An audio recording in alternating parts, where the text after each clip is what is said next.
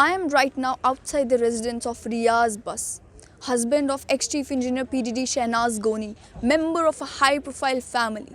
He was murdered yesterday night brutally, and the domestic help is the suspect. ADGP Law and Order Munir Khan is on the site. SSP Jammu Sridhar Patil is on the site, and they are trying to ascertain how this murder took place and what was the motive behind this murder.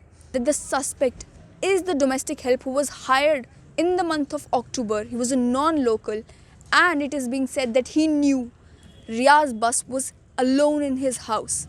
This is the house. On the second floor of this house, Riaz Bus was in his room where he was murdered brutally.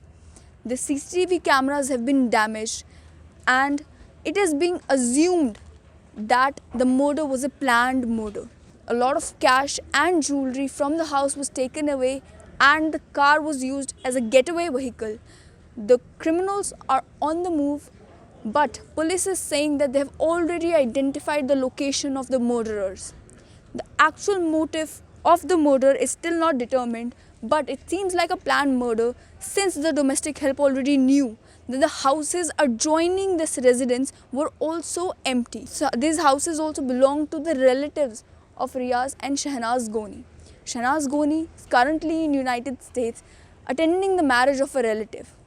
Riaz's son and daughter are also out of town in Goa. So the domestic help knew that he was alone at the house. The driver, who is generally residing in the same residence, was also on a holiday due to the weekends. When the driver came back home, since Riaz was not picking up the call, he went into his room and found Riaz's body lying in a pool of blood, determining that he had been murdered brutally last night.